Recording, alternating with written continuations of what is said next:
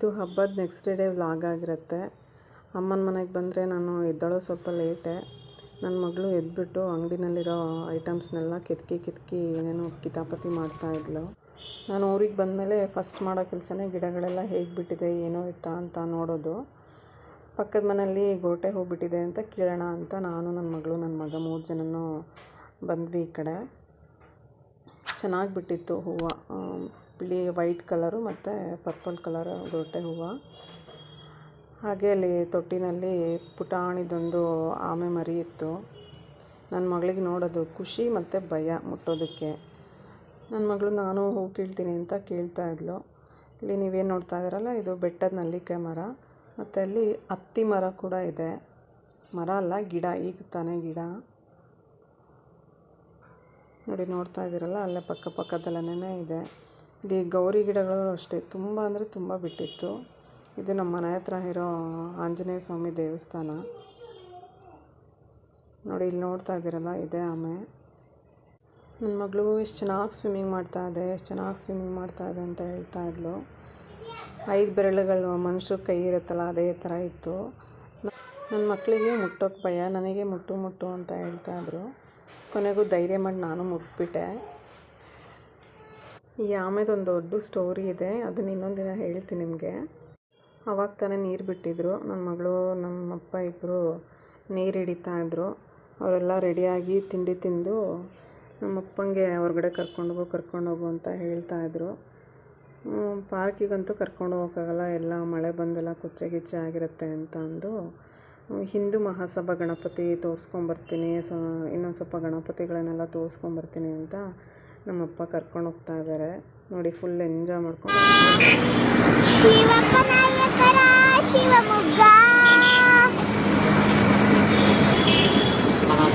ನನ್ನ ಮಗಳಿಗೆ ಶಿವಮೊಗ್ಗದ ಬಗ್ಗೆ ಒಂದು ಹಾಡಿದೆ. ಅವಳಿಗೆ ಆ ಹಾಡಂದರೆ ತುಂಬ ಇಷ್ಟ ನೋಡಿ. ಈಗ ಏನು ನೋಡ್ತಾ ಇದ್ದೀರಲ್ಲ, ಇದು ತುಂಗಾ ಸೇತುವೆ. ಇದೇ ನಮ್ಮ ಶಿವಮೊಗ್ಗದ ಪ್ರಸಿದ್ಧ ಹಿಂದೂ ಮಹಾಸಭಾ ಗಣಪತಿ. ತುಂಬ ಅಂದರೆ ತುಂಬ ಸಿಂಪಲಾಗಿ ಕೂರಿಸ್ತಾರೆ, ಆದರೆ ಅದನ್ನು ಬಿಡೋವಾಗಿದೆಯಲ್ವಾ, ಎಷ್ಟು ಗ್ರ್ಯಾಂಡಾಗಿ ಬಿಡ್ತಾರೆ ಅಂತ ಅಂದರೆ ಇಡೀ ಶಿವಮೊಗ್ಗನೇ ಅಲ್ಲಿ ಸೇರಿರ್ತಾರೆ. ಇದು ನಮ್ಮ ತುಂಗಾ ನದಿ ಇದೆಯಲ್ವಾ, ಅದ್ರ ಪಕ್ಕದಲ್ಲೇ ಇರುವಂತಹ ಭೀಮೇಶ್ವರ ಸ್ವಾಮಿ ದೇವಸ್ಥಾನದಲ್ಲೇ ಹಿಂದೂ ಮಹಾಸಭಾ ಗಣಪತಿ ಕೂರಿಸ್ತಾರೆ. ಇದೇ ನೋಡಿ ಭೀಮೇಶ್ವರ ದೇವರು.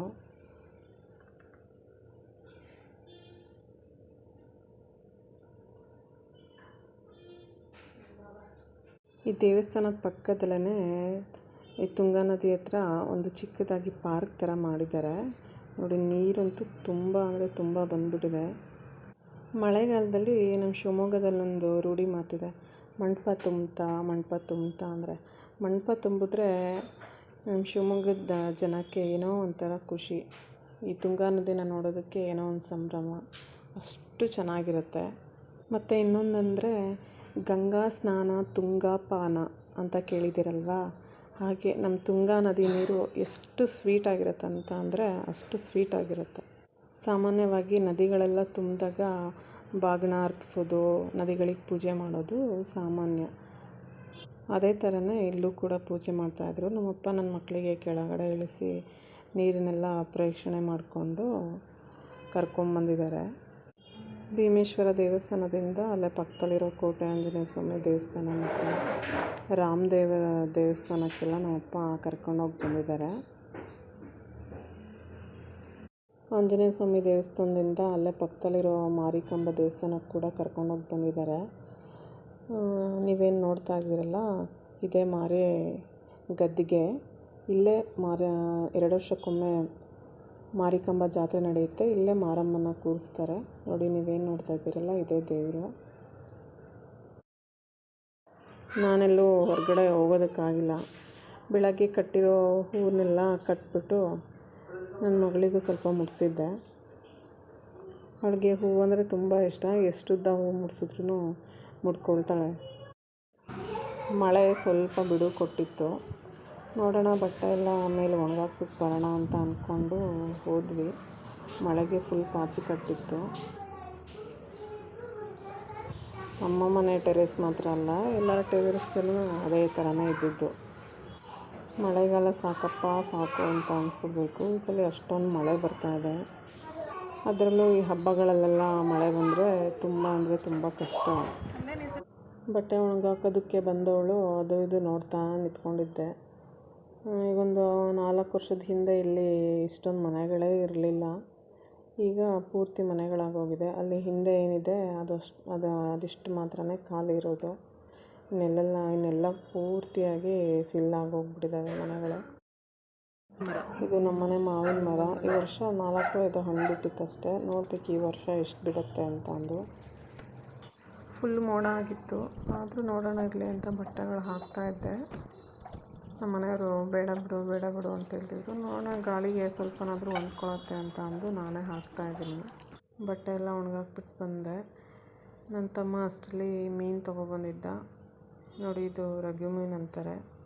ಆ ಮೀನಲ್ಲಿ ನೋಡಿ ಎಷ್ಟು ಮೊಟ್ಟೆ ಇದೆ. ಸುಮಾರು ಒಂದು ಅರ್ಧ kg ಮೇಲೇ ಇತ್ತದು ಮೊಟ್ಟೆ. ನಮ್ಮಮ್ಮ ಮೀನು ಸಾಂಬಾರಿಗೆಲ್ಲ ರೆಡಿ ಮಾಡ್ಕೊಳ್ತಾಯಿದ್ರು. ನಾನು ಮೀನು ತೊಳ್ಕೊಳ್ಳೋಣ ಅಂತ ಅಂದು ಕೂತ್ಕೊಂಡೆ. ನಾವು ಮೀನು ತೊಳಿಬೇಕಾದ್ರೆ ಏನು ಮಾಡ್ತೀವಿ ಅಂತ ಅಂದರೆ ರಾಗಿ ಹಿಟ್ಟನ್ನ ಸ್ವಲ್ಪ ಹಾಕ್ಕೊಂಡು ವಾಶ್ ಮಾಡ್ತೀವಿ. ಯಾಕಂದರೆ ಮೀನು ಮೇಲ್ಗಡೆ ಸ್ವಲ್ಪ ಲೋಳೆ ಥರ ಇರುತ್ತೆ. ಅದೆಲ್ಲ ರಾಗಿ ಹಿಟ್ಟು ಹಾಕಿ ತೊಳೆದಾಗ ನೀಟಾಗೆ ವಾಶ್ ಆಗುತ್ತೆ. ನಾವು ಶ್ರಾವಣ ಮಾಸದಲ್ಲಿ ನಾನ್ ವೆಜ್ ತಿನ್ನೋದಿಲ್ಲ. ಅಂದರೆ ಗೌರಿ ಹಬ್ಬ ಆಗೋವರೆಗೂ ತಿನ್ನೋದಿಲ್ಲ. ಸುಮಾರು 1 ತಿಂಗಳು ಮೇಲೇ ಆಗಿತ್ತು ನಾವು ತಿಂದಲೇ. ನನ್ನ ತಮ್ಮ ಮೀನು ತೊಗೊಬಂದಿದ್ದ. ನಾನೇ ಹೇಳಿದೆ ಚಿಕನು ಮಟನೆಲ್ಲ ಏನೂ ಬೇಡ, ಫಿಶ್ ತೊಗೊಬ, ಎಲ್ಲರಿಗೂ ಇಷ್ಟ ಆಗುತ್ತೆ. ನಾವು ತಿಂದು ತುಂಬ ದಿನ ಆಗಿತ್ತು. ಇಲ್ಲಿ ತುಂಬ ಚೆನ್ನಾಗಿರೋ ಮೀನುಗಳು ಸಿಗುತ್ತೆ. ಹಾಗಾಗಿ ಫಿಶ್ ತೊಗೊಂಬ ಅಂತಲೇ ಹೇಳಿದ್ದೆ. ನೋಡಿ, ಈಗ ನೋಡ್ತಾ ಇದ್ರಲ್ಲ, ಇದು ಬಾಂಗಡೆ ಮೀನು. ಈ ಮೀನುಗಳೇನೆಂದರೆ ಚಿಕನ್ನು ಮಟನ್ನು ಕ್ಲೀನ್ ಮಾಡ್ದಂಗಲ್ಲ. ಅದಾದರೆ ಒಂದು 5 ನಿಮಿಷದಲ್ಲಿ ರೆಡಿ ಆಗೋಗುತ್ತೆ. ಇದಕ್ಕೆ ಅರ್ಧ 1 ಗಂಟೆ ಮೇಲೇ ಬೇಕು. ಎಷ್ಟು ಕ್ಲೀನ್ ಮಾಡ್ತೀವೋ ಅಷ್ಟು ಒಳ್ಳೆಯದು ಮೀನುಗಳು. ಮತ್ತು ಚಿಕನು ಮಟನ್ಗಿಂತ ಮೀನೇ ಆರೋಗ್ಯಕ್ಕೆ ಒಳ್ಳೆಯದು. ನಮ್ಮಮ್ಮ ಮೀನು ಸಾರೆಲ್ಲ ತುಂಬ ಚೆನ್ನಾಗಿ ಮಾಡ್ತಾರೆ. ಅದಕ್ಕೆ ಇನ್ನೊಂದು ಬೆಂಗಳೂರಿಗೆ ಹೋದ್ಮೇಲೆ ಚಿಕನು ಮಟನ್ನು ತಿಂತೀವಿ. ಫಿಶ್ ಸಾಂಬಾರೇ ಮಾಡಿಸ್ಬೋಣ ಅಂತ ಅಂದು ಇವತ್ತು ಫಿಶ್ನ ರೆಡಿ ಮಾಡ್ತಾ ಇರೋದು. ಈ ಮೀನು ತೊಳೆಯೋದಕ್ಕೆ 4-5 ಬಕೆಟ್ ನೀರಿದ್ರೂ ಸಾಕಾಗೋದಿಲ್ಲ. ಕೆಲವರು ಈ ಥರ ನೀಟಾಗಿ ಕ್ಲೀನೇ ಮಾಡೋದಿಲ್ಲ. ಹೆಂಗೆ ಬೇಕೆ ಆ ಥರ ಅರ್ಧಂಬರ್ಧ ಕ್ಲೀನ್ ಮಾಡಿಕೊಂಡು ತಿಂತಾರೆ. ಆ ಥರನೆಲ್ಲ ನನಗಿಷ್ಟ ಆಗೋಲ್ಲ. ಅಂಗಡಿಯಿಂದ ಮೀನು ತೊಗೊಬರ್ತಾರೆ, ಚಿಕನು ಮಟನ್ ಥರ ತೊಳಿತಾರೆ, ಸಾಂಬಾರು ಮಾಡ್ಕೊಂಡು ತಿಂತಾರೆ. ಈ ಬಾಂಗಡಿ ಮೀನು ತೊಳೆಯೋವಾಗೇನು ಅಷ್ಟು ರಿಸ್ಕ್ ಆಗೋಲ್ಲ. ಇದು ಗೌರಿ ಮೀನು, ರಗು ಮೀನು ಈ ಥರದ್ದಿರುತ್ತಲ್ಲ, ಮುಳ್ಳಿರೋ ಮೀನು, ಅದು ತುಂಬ ರಿಸ್ಕು ಜಾಸ್ತಿ.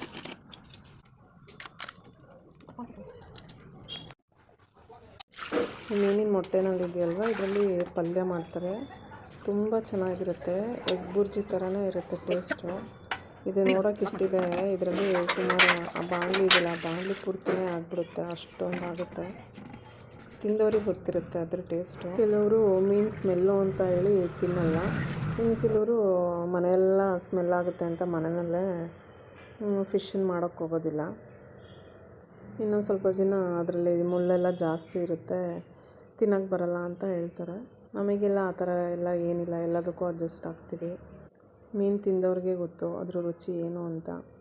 ಎಲ್ಲ ಮೀನನ್ನು ನೀಟಾಗಿ ತೊಳ್ಕೊಂಡಾದ್ಮೇಲೆ ಹುಣಸೆಹಣ್ಣು ಮುಂಚೆನೇ ನೆನೆಸಿಟ್ಟಿರ್ತೀವಿ. ಸ್ವಲ್ಪ ಜಾಸ್ತಿನೇ ಬೇಕು ಇದಕ್ಕೆ ಹುಣಸೆಹಣ್ಣು ಮತ್ತು ಉಪ್ಪೆಲ್ಲ ಸೇರಿಸ್ಬಿಟ್ಟು ನೀಟಾಗಿ ಅದ್ರದ್ದು ರಸ ಬರುತ್ತಲ್ವ, ಆವಾಗ ಈ ಥರ ಎಲ್ಲ ಮೀನುಗಳನ್ನು ಅದರಲ್ಲಿ ಅದ್ದಿನಾದರೂ ಇಡ್ಬೋದು, ಇಲ್ಲ ಅದ್ರ ಮೇಲನಾದರೂ ಸ್ಪ್ರೆಡ್ ಮಾಡಿ ಸ್ವಲ್ಪ ಹೊತ್ತಿಟ್ಟರೆ ಮೀನಿಗೆ ಹುಳಿ ಮತ್ತು ಉಪ್ಪೆಲ್ಲ ಅಂಟಿರುತ್ತೆ. ಇದರಿಂದ ಮೀನು ಸಾಂಬಾರಾಗಲಿ ಫ್ರೈ ಆಗಲಿ ತುಂಬ ಟೇಸ್ಟಾಗಿ ಬರುತ್ತೆ. ಆಲ್ರೆಡಿ ಅಮ್ಮ ಖಾರಕ್ಕೆಲ್ಲ ಜೋಡಿಸ್ಕೊಂಡು ಆಗಿತ್ತು. ಅದಕ್ಕೆ ಏನೇನೆಲ್ಲ ಹಾಕ್ತಾರೆ ಅಂತ ನನಗೆ ತೋರಿಸೋದಕ್ಕಾಗಲಿಲ್ಲ. ನೆಕ್ಸ್ಟ್ ಟೈಮು ಅದರದ್ದೇ ಸಪ್ರೇಟಾಗಿ ವಿಡಿಯೋ ಮಾಡಿ ಹಾಕ್ತೀನಿ. ಇದರಲ್ಲಿ 4 ಥರ ಐಟಮ್ಸ್ ಮಾಡಿದರು.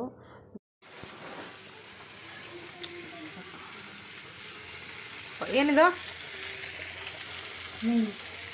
ಮೀನಲ್ಲ, ಇದು ಫಿಶ್. ಇದು ಫಿಶ್ ಫ್ರೈ, ಫಿಶ್ ಸಾಂಬಾರು, ಆಮೇಲೆ ಮೊಟ್ಟೆ ಫ್ರೈ, ಆಮೇಲೆ ಸ್ವಲ್ಪ ಗ್ರೇವಿ ಥರ ಮಾಡಿದರು. ತುಂಬ ಚೆನ್ನಾಗಿತ್ತು.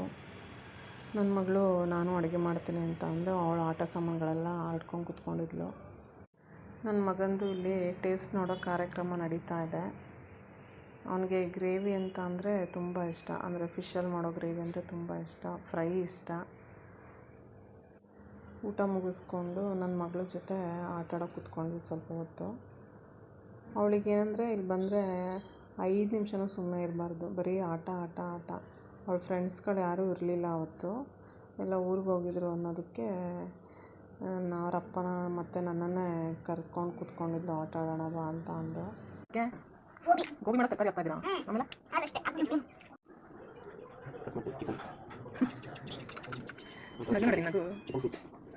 ಅಲ್ಲ ಸ್ಮಾಲ್ ಒನ್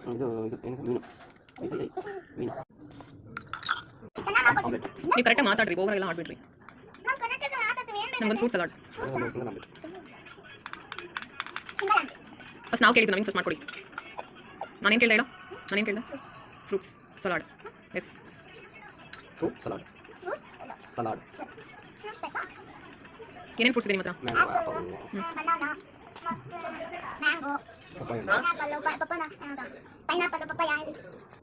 ಊರಿಗೆ ಹೋದಾಗ ಇನ್ನೊಂದು ಇಂಪಾರ್ಟೆಂಟ್ ಕೆಲಸ ಏನು ಅಂತ ಅಂದರೆ, ನಮ್ಮ ಅಮ್ಮನ ಹತ್ರ ತಲೆಗೆ ಎಣ್ಣೆ ಹಾಕ್ಸ್ಕೊಳ್ಳೋದು.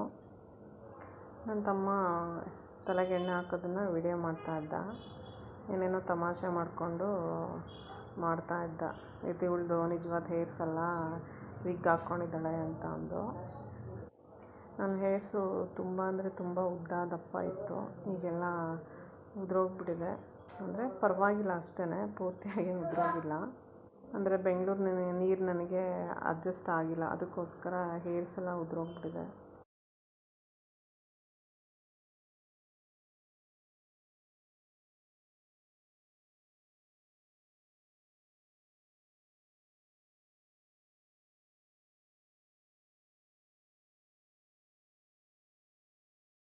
ನಮ್ಮ ಅಮ್ಮನಿಗೂ ರೇಗಿಸ್ತಾ ಇದ್ದ, ಇವ್ರದ್ದು ಇರೋದು ವೈಟ್ ಕೂದಲು, ತಲೆಗೆ ಕಲರ್ ಹಾಕ್ಕೊಂಡಿದ್ದಾರೆ ಅಂತ ಅಂದು ರೇಗಿಸ್ತಾ ಇದ್ದ.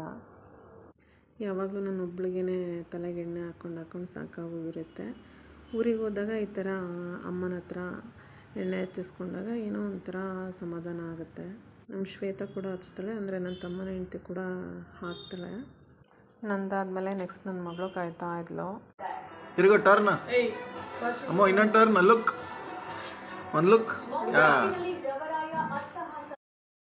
ನಾವು ಕೂಡ ಅವತ್ತು ನೈಟೇ ಬೆಂಗಳೂರಿಗೆ ರಿಟರ್ನ್ ಬರಬೇಕಾಗಿತ್ತು. ಟ್ರೈನ್ ಆಲ್ರೆಡಿ ಬುಕ್ ಮಾಡ್ಕೊಂಬಿಟ್ಟಿದ್ವಿ. ಊಟ ಎಲ್ಲ ಬೇಗ ಬೇಗ ಮಾಡಿಕೊಂಡು ಅಪ್ಪ ಅಮ್ಮಂಗೆಲ್ಲ ನಮಸ್ಕಾರ ಮಾಡಿಕೊಂಡು ರೈಲ್ವೆ ಸ್ಟೇಷನ್ ಕಡೆ ಹೊರಟ್ವಿ. ನನ್ನ ಮಗಳಿಗಂತೂ ಹೊರಡೋದಕ್ಕೇ ಇಷ್ಟ ಇರಲಿಲ್ಲ, ನನ್ನ ಮಗನಿಗೂ ಅಷ್ಟೇ. ಆದರೂ ಸ್ಕೂಲ್ ಇತ್ತಲ್ವ, ಸ್ಕೂಲ್ ಬೇರೆ ಒಂದೇ ಒಂದಿನ ರಜೆ ಕೊಟ್ಟಿದ್ದರು. ಹಾಗಾಗಿ ಅವರಿಗೆ ಅಲ್ಲಿದ್ದಂಗೆ ಅನ್ನಿಸ್ಲಿಲ್ಲ, ಮತ್ತು ಅವ್ರ ಫ್ರೆಂಡ್ಸ್ ಬೇರೆ ಸಿಕ್ಕಿರಲಿಲ್ಲ, ನನ್ನ ಮಗಳು ಫ್ರೆಂಡ್ಸು. ಹಾಗಾಗಿ ಸ್ವಲ್ಪ ಬೇಜಾರಲ್ಲಿದ್ಲು. ನನಗೆ ಹೇಳ್ತಾ ಇರ್ತಾಳೆ, ನಿನ್ನ ತಮ್ಮ ಸರಿ ಇಲ್ಲಪ್ಪ, ನಿನ್ನ ತಮ್ಮ ಭಾರಿ ಕಾಟ ಕೊಡ್ತಾನೆ ನನಗೆ ಅಂತ. ಅವನೇನೋ ಮುದ್ದು ಮಾಡೋ ರೀತಿ ಆ ಥರ ಇರುತ್ತೆ. ಆಟೋನಲ್ಲಿ ರೈಲ್ವೆ ಸ್ಟೇಷನ್ ಕಡೆ ಹೊರಟ್ವಿ. ಅಲ್ಲೂ ಕೂಡ ತುಂಬ ಚೆನ್ನಾಗಿ ಅಲಂಕಾರ ಮಾಡಿದ್ರು ರೋಡ್ಗೆಲ್ಲ. ಯಾವುದೋ ಒಂದು ಗಣಪತಿ ಕೂಡ ಬಿಡ್ತಾಯಿದ್ರು. ರೈಲ್ವೆ ಸ್ಟೇಷನಿಗೆ ಬಂದರೆ ಇಲ್ಲಿ ನೋಡಿದ್ರೆ ಜನ ಸಾಗರ, ಅಷ್ಟೊಂದು ಜನ ಇತ್ತು. ಹಬ್ಬ ಅಲ್ವಾ, ಏನೂ ಮಾಡೋದಕ್ಕಾಗಲ್ಲ. ನಮ್ಮದು ಆಲ್ರೆಡಿ ಟ್ರೈನ್ ಬುಕ್ ಆಗಿರೋದ್ರಿಂದ ನಮಗೇನು ಅಷ್ಟೊಂದು ಪ್ರಾಬ್ಲಮ್ ಏನಾಗಿಲ್ಲ. ಕೆಲವೊಂದು ಸಲ ತಾಳಗುಪ್ಪೆಯಿಂದನೇ ಟ್ರೈನ್ ರಶ್ ಆಗಿ ಬಂದುಬಿಟ್ಟಿರುತ್ತೆ, ಕಾಲಿಡೋಕ್ಕೆ ಕೂಡ ಜಾಗ ಇರಲ್ಲ. ನಮ್ಮ ಶಿವಮೊಗ್ಗ ಟ್ರೈನ್ಗಳು ಅಷ್ಟೊಂದು ರಶ್ ಇರುತ್ತೆ. ಇದಿಷ್ಟು ನಮ್ಮ ಈ ವರ್ಷದ ಗೌರಿ ಹಬ್ಬದ ವ್ಲಾಗ್ ಆಗಿರುತ್ತೆ. ಹಬ್ಬದಕ್ಕಿಂತ ಓಡಾಡಿದ್ದೇ ಹೆಚ್ಚಾಯಿತು. ಬೇರೆ ಊರಲ್ಲಿರೋರಿಗೆ ಇದೆಲ್ಲ ಮಾಮೂಲಿ. ನಾನು ಮುಂದಿನ ವಿಡಿಯೋನ ಸಿಗ್ತೀನಿ. ನಮಸ್ತೆ.